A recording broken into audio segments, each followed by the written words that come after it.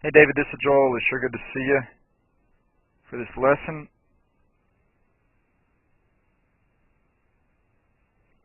And like we're talking about, the full swing in so many ways, buddy, is doing very well. Dead on that plane line with the club head on the downswing. Again, your posture at impact there is just a little taller than when you started, David. So you can stand up just a little taller, like we've worked on in the past. Let your head and shoulders be a little higher. Get those hands away from your legs just a little bit more, and that would enable you to come right back into the circle like we've done in the past, David. That's instead of doing that, right? Get set up taller, like that, so that at impact, you're right back in the circle where you started. That was back in about a month ago in mid-April. Just so you're not having to kind of pull away from it so much during your swing. But that's not off by much. That's a lot better than it used to be, buddy. You see the same thing over here at impact. Just about at the same spot. Just about the same posture at impact that you were in your setup. So a lot of good things going on with your full swing there, David. And the grip looks good. You have that left hand kinked over real nice down your setup with that grip. So I like that a lot, buddy. But again, the main thing I want you to keep thinking about while you practice is every time you hit that short game shot, you know the three ways it could end up. And to really keep thinking that at the end of every shot, so you know how to evaluate your shots, so it'll continue to increase your awareness, David, of what you're trying to accomplish with each of the 5 shots in golf. Keep the drive in play, get that approach to leave a putter or chip for your next shot, and then obviously to hit those short game shots at perfect distance. And that'll help keep those big numbers off the card there, David. You're playing 13, 14, 15, 16 really good holes each and every round pretty much, man. So you're hitting a lot of good shots, doing a lot of good things. Again, you hit some beautiful pitches as well as putts and chips during the lesson the day you're out here, David. So keep up the good work, those same good feels, bud. You're hitting a lot of good shots.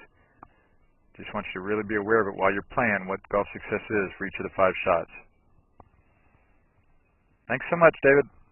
Talk to you soon. This is Joel Suggs. I sure enjoyed meeting you down at the Cincinnati Golf Show this weekend and showing you your swing on the 2D equipment that I have. And so I want to take about 2 or 3 minutes to just show you around Meadowlinks. This is the studio I use in the winter for all my students. You see there's the down-the-line camera angle for our 2D equipment. And then we have the face-on camera angle also. And then what we also have here is 3D equipment to where I can show you your swing from 6 different camera angles with this 3D equipment, and we can get your swing from down to the 1/120th of a second in terms of exactly what your hips, shoulders, and hands are doing in the swing. And then also, I have the most realistic hitting curve I've ever seen from puttersedge.com, so when you hit your full shots, it feels as realistic as possible. And then I have 3 different green speeds for you to practice your putting. 9.5 on the step meter, 10.5 on the step meter, and 12.5 on the step meter. That's benefited my students tremendously. And then also I have a lot of learning aids like this Smart Stick. You can see the rest of those learning aids over here in my bag that we can work on to help you learn the certain fields in your golf swing that you and I both want. And then also I help my students a lot with their equipment through the winter. This is a frequency analyzer where we twang your club and it gives us a reading here, and then also we plot your whole set, each club on these lines to see if the set is really matched or not. Quite often they aren't, and it helps my students tremendously when they find out what clubs are the offending clubs. And then if we get tired of being indoors and we want to go outdoors and hit some, we can do that. It's my daughter! Ellie! Good to see you! I haven't seen her in weeks!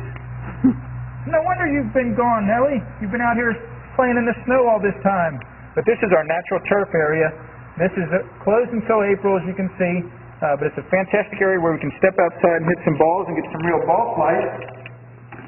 Or, if we get pretty satisfied that things are looking better on the video here, we're kind of cooped up inside and want to go outside, we can step on out and hit balls and see real ball flight for about 5 or 10 or 15 minutes, however long you and I can stand the cold, out into the air, and we see them land at these different flags. I have a yardage book for this driving range. It's the first one I've ever seen in my life where we know exactly what it is for the front, back, and middle of each green.